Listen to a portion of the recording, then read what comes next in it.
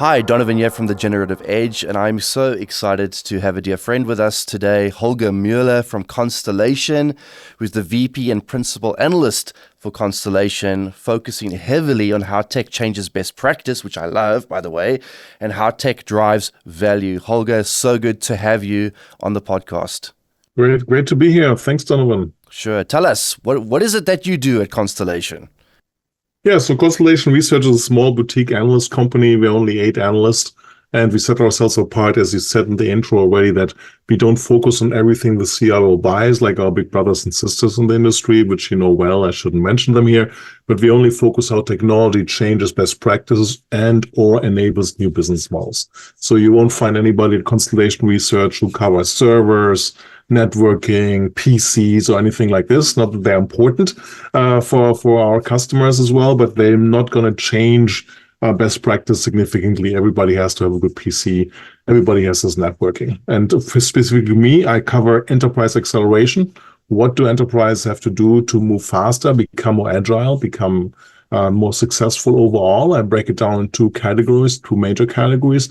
One of them is people, and we're not going to talk about people so much here. So why do we work? How do we work? What motivates us to work? Covers the HR systems, the productivity solutions for that. And then on the other side, it means application development. I strongly postulate that the 21st century brings a new paradigm for computing, which I call infinite computing. And that means that software has to be written in a new way and used in a new way. So it's a glorified application development, if you want. And as part of that, of course, something we're going to talk about here is, of course, how do you build these applications to leverage AI better? 100%. And I mean, we're going to be in this topic of scaling, right? And generative AI clearly is a huge disruptor at the moment, and it seems to be continuously evolving. But I think it all comes back to this: how do you leverage AI at scale in the enterprise? And I've read your report, actually, Holger, beautiful report. So really, really good stuff in there. And a lot of the content we'll be discussing today is actually coming out of the back of that report. So glad to have you on the pod. Let me ask you this right off the bat. What are the typical common misconceptions about AI transformation at an enterprise level? Well, the best one is an early caricature which was out there where a CEO is talking to his executive team and says, I want to have that AI which wrote me this beautiful poem on this weekend run our enterprise, right? Which is the interesting thing that we've not seen before. We always know consumerization of IT was happening. So consumers would be users, enterprise employees would have good technology at home and would say, why don't I have this at work? But here we have a significant acceleration on the consumer side, where the consumer side would know these things significantly earlier, experience them earlier. And it's kind of like interesting that something which in the enterprise has always been since a long time kept very well, records and systems of records and transactional databases and data warehouses, has been still locked off, is still a challenge, and we can talk about this. Whereas everything which is in documents can be beautifully processed, reliably processed. So the industry, the innovation has done mankind a very good service of processing everything which is on the document, literature, academic side. It has not done such a great service. As we said, we can talk about this when it comes to what matters in enterprise, because if something matters in enterprise, it will go into transaction. Yeah. Like you got hired to a certain date with a certain salary, that will be a record in a transactional database in some HR system. All the interviews, conversations, background checks, phone calls, and so on, those are all documents which are not stored there. They're equally important, but we need to be able to process both to get the complete picture and to fully leverage AI and to scale with AI. That's good. And you touched on an interesting thing there, and I'm going to phrase it in some of your own wording, which is that innovation is moving quicker than adoption at an enterprise level. Do you want to comment on that? Did I phrase it correctly? Yeah, no, that's absolutely right. And that's one of the fascinating things, which is also the era that we live in, that for the first time, technology can do more than the traditional best practice in the enterprise demand. But specifically in the AI topic, even people who live and breathe that, like me, it's very hard to stay on top of all the things which are happening there, which is a huge challenge. But the good thing that we have this innovation fire hose, which means that the technology is maturing very fast, the use case get expanded, more possibilities open themselves up. It's kind of like enterprises are getting into a world where you're in the Garden Eden, or there's a plentiful of options which are there. The problem, of course, is once you have to say, we're going to do this area, we're going to do this automation area, we're going to do this piece of AI, that you have to be able to finish that and stick to it and operate it, right? And upgrade it then again sooner than enough. But that's a formidable challenge by itself. It's one reason why people don't get into the action, and we'll talk about this later for sure, but as we bring it up here, you have to get your feet wet to learn to swim or to swim. So it's important that you get started and learn instead of waiting for the next best thing, which is definitely around the corner right now, this technology pace. Amazing. Well, when we're talking about sort of this disruption to business and enterprise, probably needing to think a little bit more differently about how to adopt quicker to keep up with the pace of innovation. Do you have any good examples of clients that you're working with that are, in your view, successfully scaling at an AI level? Yeah, so it's very interesting pocketed by industries. Industries are usually looking like, oh, if my competitor is doing something with a new technology, we might have to do it as well. A great example there is banking, which happened in Australia, where one of the major Australian banks started to rewrite their core banking software. And in the course of 6 months and rewriting your core banking systems, kind of like us going into a doctor and the doctor saying, hey, you need new heart valve. It's open heart surgery next week and say, whoa, let me rethink this, get another opinion and so on. And in half a year, all of Australia's banks said, oh, we're going to rewrite our core banking applications. And the people who are ahead of this are in industries which are spending a lot in IT in that perspective. So it's the banking industries, it's the communication industries, telecommunications industries, high-tech industries in general. A lot of this happening also in the pharmaceutical industry. And the number one step, those who are moving really fast are those who have moved to the public cloud already. Because the public cloud gives you that elasticity which you need to say, I'm going to do more with this technology or less of the technology. I'm going to do more AI. I'm going to do less AI. And then there's a veritable arms race between the cloud providers right now to provide the infrastructure for that, from a storage, from networking, and especially from a computing platform perspective. So anybody who has moved to the cloud with core data which they want to use for AI is dramatically not even comparable. If it was a competition, and often it's a competition in the marketplace, not even fair competition, between a company which is completely on-premise, is trying to desperately get NVIDIA GPUs on-premise, which barely is now possible, to someone who's been in the cloud already and is using NVIDIA GPUs in one of the 3 major cloud providers since over 2 years. Yeah, so exactly. It's not even fair. Yeah. I was talking to a client this week, actually, and we've just been supporting them with some data platform related stuff, and their typical AI development use case cycle was 6 to 12 months. And in cloud, they're doing this in 2 to 3 weeks, pushing out new use cases. Very, very long, right? Very, very long. And on the adoption side, right, it used to be that this was something which was done for your smartest people. People had a PhD, they had to come from university. And we quickly realized there's not enough people who were data scientists or algorithmically inclined people or AI specialists, right? I mean, funny thing is, like 1 year ago, people want to hire people with 5 years of generative AI experience. Nobody could have done generative AI since more than 1 year, right? And the irony was the people who had the most experience were those who had no work experience, but were in their last year in college, and their college had AI credits in the cloud to burn, and they didn't have to take many courses. So they did the most prompt engineering, comparing things. So the people who were just finishing their studies had the most practical experience in generative AI. Absolutely. Yeah. Which is, I mean, it's exciting and daunting at the same time, right? We're all on this journey at the same pace together. Which is really, really crazy. On that note, something else that you called out beautifully in your report is that AI needs to be accessible and consumable. And you specifically talk about various phases that a business undergoes in this AI adoption and scaling process. Can you just talk us through some of your thoughts around that? Yeah, great point. And one of the good things is that the AI is new technology, which follows the same way of adoption like any other technology we've seen before, which starts with the highly sophisticated people who've trained this. We talked about the data scientists, the AI specialists, and then the realization of the world very quickly comes, oh, we don't have enough of those, but we want to have more AI. So it very quickly permeates over to technically inclined users. Often in this case today, it's developers, right? The world doesn't have enough developers, but has definitely more developers than, say, data scientists and AI specialists. So you try to make it programmatic accordingly, but it's still a very technical conversation. And then it jumps across the chasm. Every innovation has done that. You can look at low code applications. You can look at quantum right now as another technology which is doing this at the moment.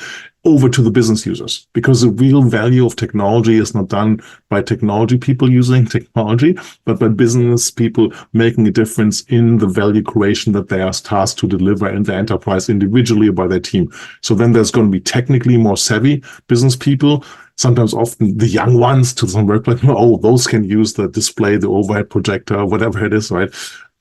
Program the video recorder used to be a funny skill in families in the 70s or 80s, right? That's the young people who can do this. And then it comes to where it gets really very easy to be used by every business person, and nobody even thinks about this, that they're using some technology which is behind there. Like everybody today uses a smartphone technology, and no prerequisite required, right? You bring it along as an example. Exactly. Yeah. So when we talk about AI needing to be accessible and consumable, we're talking about the average person in the enterprise needs to be able to touch, feel, work with it, make it their own, bring it into their day-to-day business as usual. Is that how I understand it?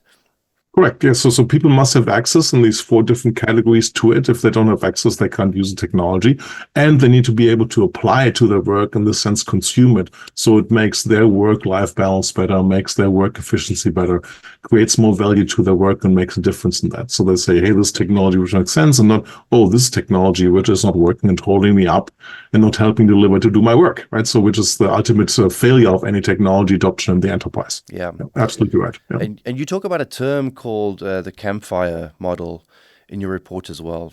Do you want to talk through what that looks like? What that means? Do you see this when we talk low code, no code, Campfire? What is this concept in practice? Yeah, the idea is that you have to bring people together, like on a campfire, where they talk about this, trade stories, trade watch stories, experience stories, and say something where there's sometimes even a bit of envy, where one department says, oh my God, these guys are using this, I'm not using this. No wonder they're delivering better numbers than me. My team can do technology too, where are my people? So these campfire location situations of exchanging experiences, learning from each other, seeing what can be done, getting the situation where, oh, if A can do this, I can do this too. Well, these guys are ahead of me now. They're never going to have of me. That's very, very important to help technology dissipate in the enterprise. And the good news again here, like I said before, AI has lots of things which are unique, but in terms of technology adoption and how to measure that, which we're going to talk about in a little, I'm sure, it is no difference to any other technology which the enterprise has adopted. Yeah. Sure. And this is really interesting. And I want to try and draw out a point here, because when we talk about AI being accessible, consumable, we talk about getting around AI like a campfire where we all share stories. I mean, I've seen this being rendered in the business in terms of like a internal marketplace where people can build their own applications and share notes with each other. And this is a way to bring AI adoption to the enterprise from the people that are working with it day to day, right? But that brings an inherent challenge, I think, to the enterprise as to how do you just open the floodgates to your people to embrace these sorts of technologies? And if we were speaking to a CDO, CIO, business leaders in general, saying this is the way people are expecting to be using AI in the workplace, what sort of message would you have for a C-suite executive? And are things changing? Is the C-level agenda changing at this level? Is it being disrupted? Yeah, I think always, and the funny thing is, when there's new technology like digital transformation 10 years ago, right, there was always this conversation, do we have to have a chief digital transformation officer? Yeah, and let's look in history a little bit, right? 120 years ago, 110 years ago, companies literally had a VP of electric energy because it was so new. That there was somebody institutionalized for that. Technology is now moving so fast. Of course, there's no VP of electric technology or electric energy anymore. That even institutionalizing a chief AI officer would be the wrong way, because the adoption of AI is literally a team sport across the C-suite and across the different areas in the enterprise. Then comes, of course, to like things may not work with new technology. They may backfire. They may not be safe to use. They may distract people. They might be asking the AI questions which might be interesting for them, but not appropriate or right at the workplace or during working hours. So what can go wrong with technology? Can always be things. And there again, the good news is the valuable way is always for every new technology is to pilot it. right? To pilot in certain parts of the enterprise, in certain geographies, with certain users, at certain use cases. Very important to select use cases and pilots which can be successful, especially for new technology. Don't go for the biggest, meanest, hairiest case out there because it's going to take you a long time, right? You want to get some quick successes under the belt and then roll it out very, very quickly, right? Be ready to be successful with something and then roll it out in your enterprise almost ruthlessly to that point that it's successful and delivers the results and the outcomes to every part in the enterprise that you expect from that technology. And again, GenAI AI is no different from that perspective. Yeah.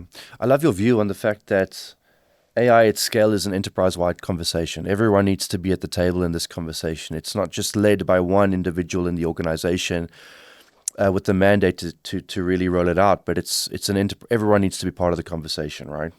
Absolutely. And it's so important, crucial. If you think about digital transformation, you would redesign business process in general. So even a person who was a master in the business process was done before may not like the new process because people don't like change, because they don't see right away that's relevant and so on.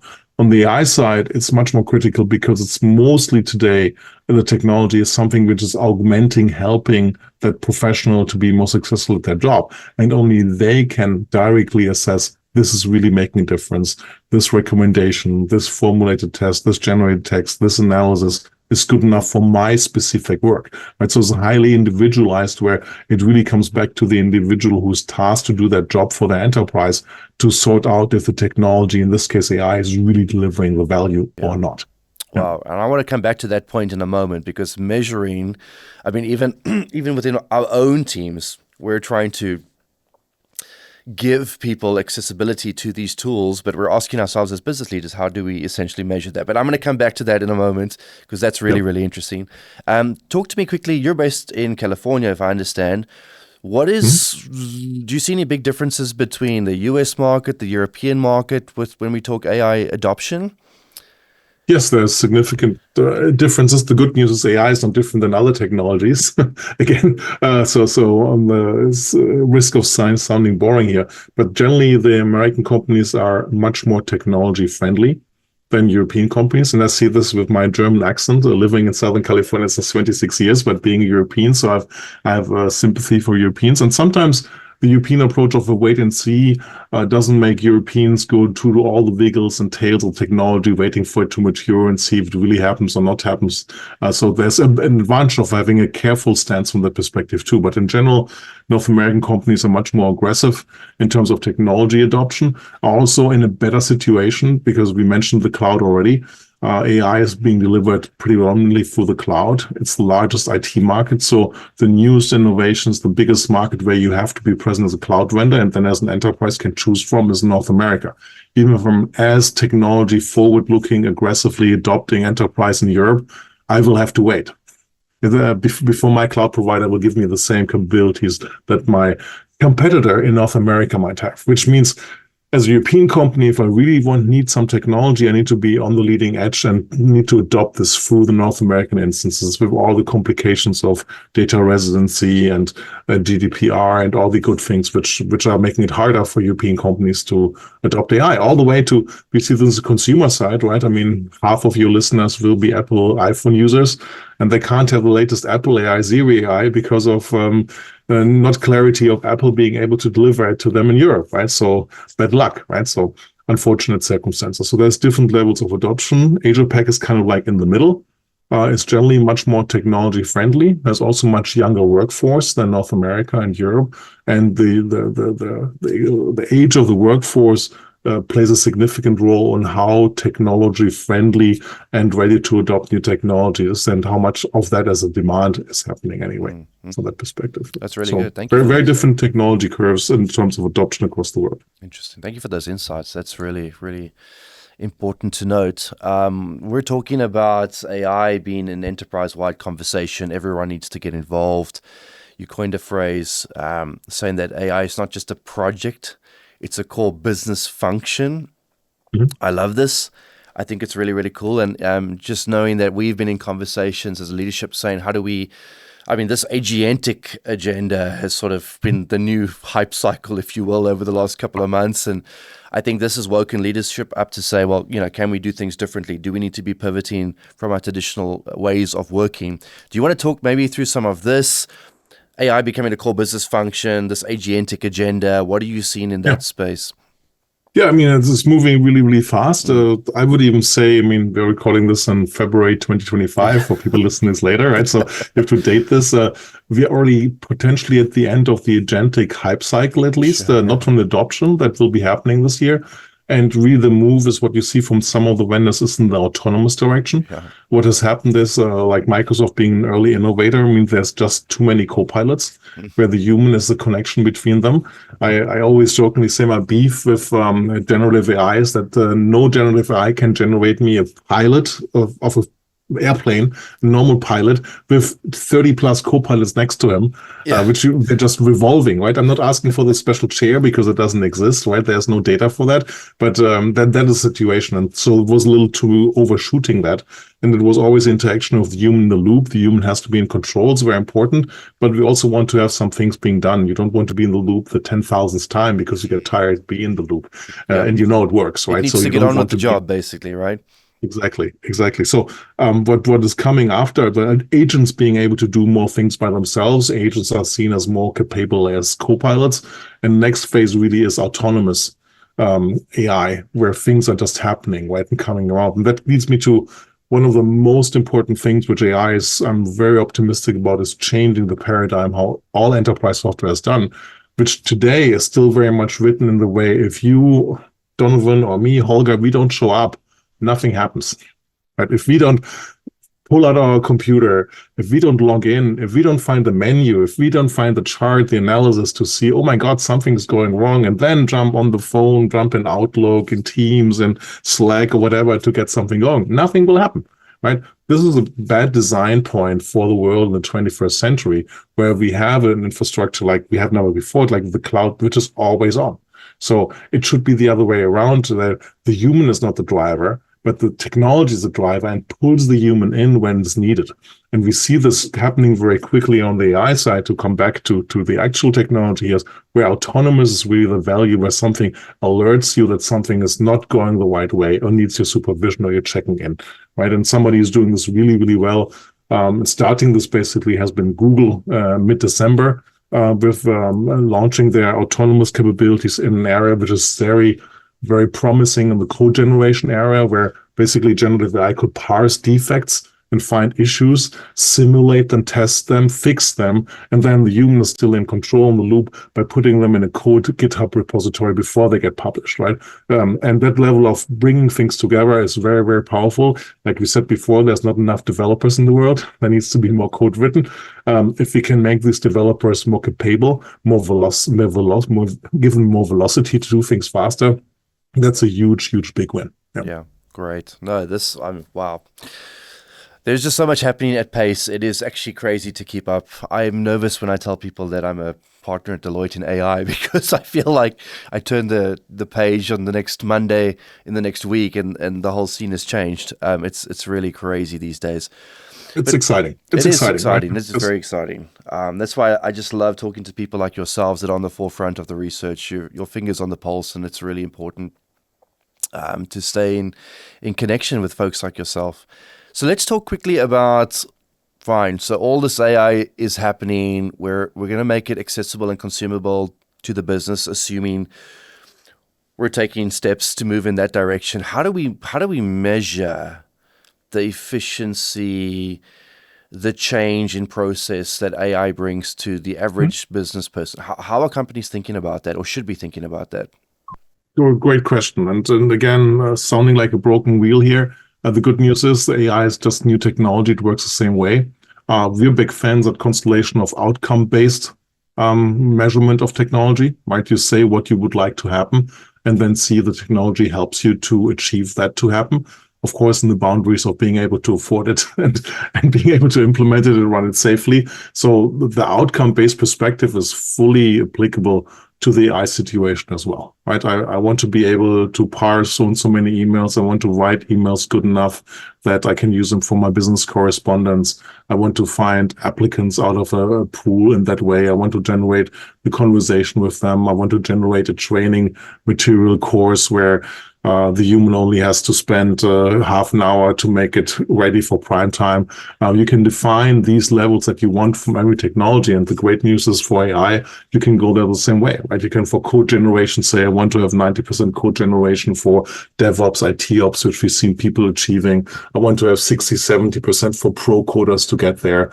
I want people, which is a reality already, talking about the S-curve of adoption, right? Business people being able to build applications completely in a voice-based fashion without even knowing the underlying technology, seeing what that application is they build, test that application, and release that application to their area of automation, which is super, super powerful because for the first time, we can talk about outcomes, then we can talk about enablement.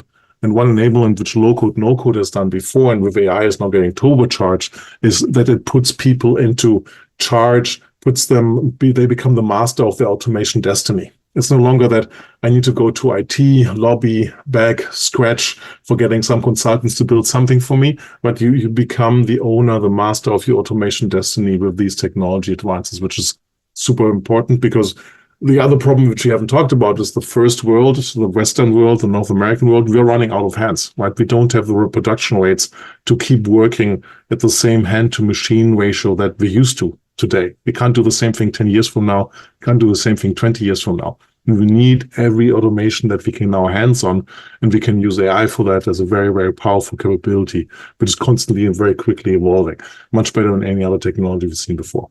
I love that. That's really, really good. And if we were giving a message to a C-suite executive at an enterprise level, what is the one thing you would advise they focus on next in their journey, or where to focus on generally in this journey of AI at scale?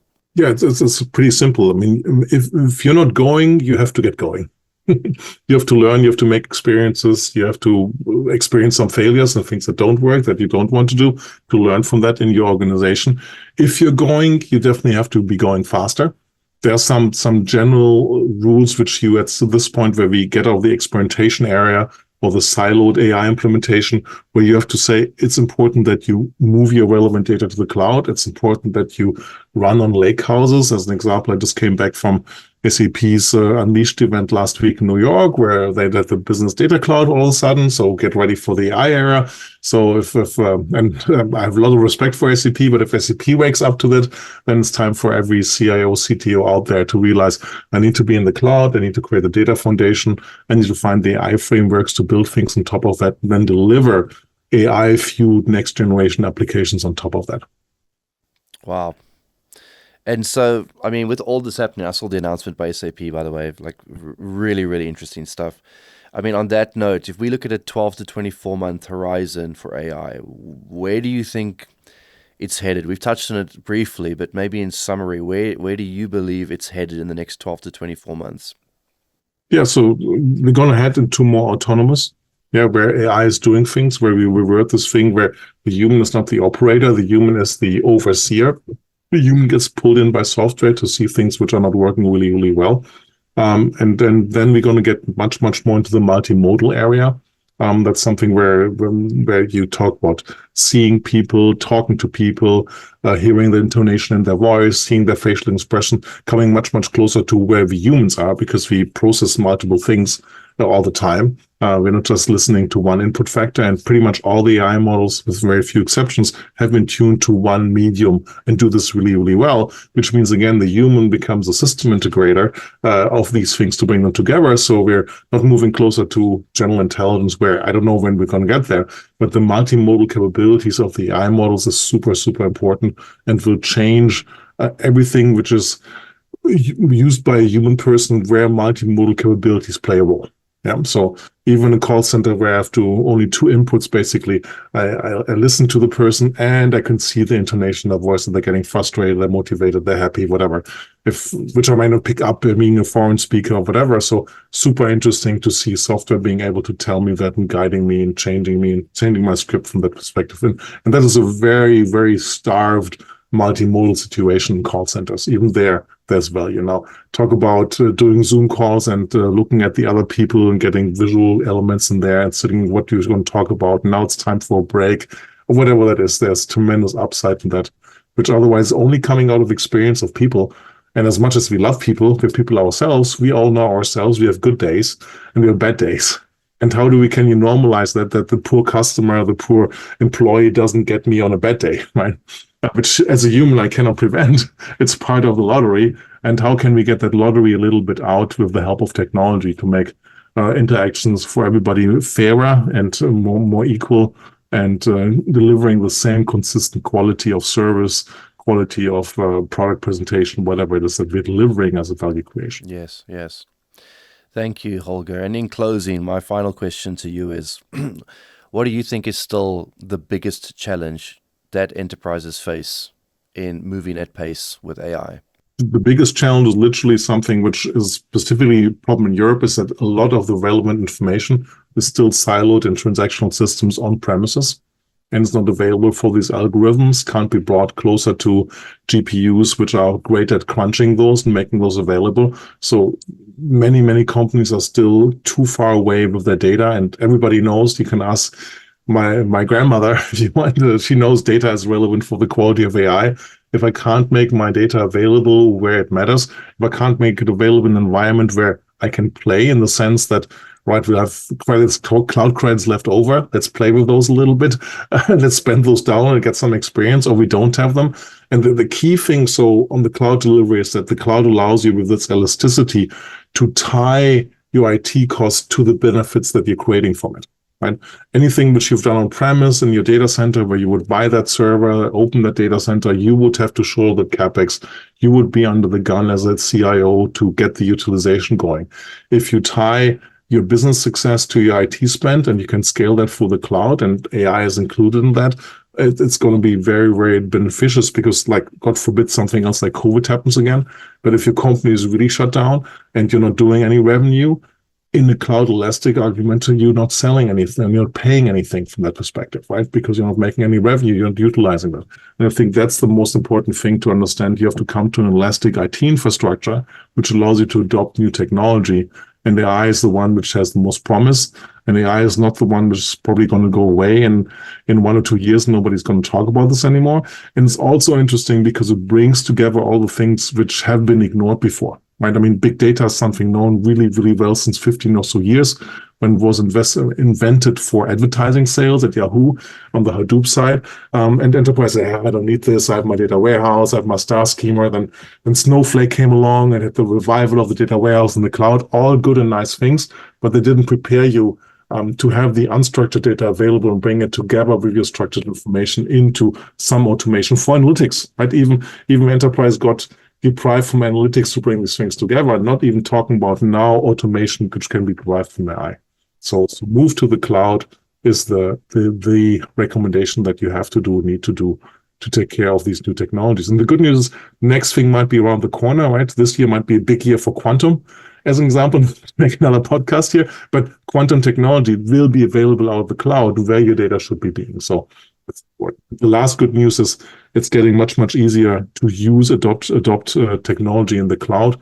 Before, you need to connect the AI services from that perspective. Now there's enough stability that the cloud providers have provided what I call the PaaS phase, the platform as a service phase of AI. Basically, you only fill out forms to address and utilize any of the modern AI technology. So it's gotten much easier in 2025. That's the good news. Listen, a wealth of insights from you today, Holger. I really appreciate your time. It's been fantastic having you on the podcast. We will certainly connect. I hope to be able to post your reports as well on the back of this podcast. So we'll work on that. But absolutely fantastic having you here. Thank you. I know it's late on your side as well, so I really appreciate you making the time. And to our listeners, I trust this was hugely insightful for you as it was for me. And remember to generate responsibly. Thank you for listening to The Generative Edge, a Deloitte Central Europe and AWS production. Your hosts are Brandon Eichner, Vyasaraj Kulkarni, and Donovan Spronk. Our show is executive produced by Stephanie Cohen, Von Schluthra, Ian Masters, and the Deloitte studio in Prague. Head writers are Stephanie Cohen and Brandon Eichner. Our sound and audio engineer is Wojtek Krasa, who also serves as our editor and videographer. Michal Trusina is our graphic designer. Our marketing and social media managed by Stephanie Cohen and the Deloitte studio in Prague. And our theme song was written and produced by Jakub Flaszek. Don't forget to rate and subscribe on Spotify, Apple Music, YouTube, or wherever you get your podcasts. Thanks for tuning in.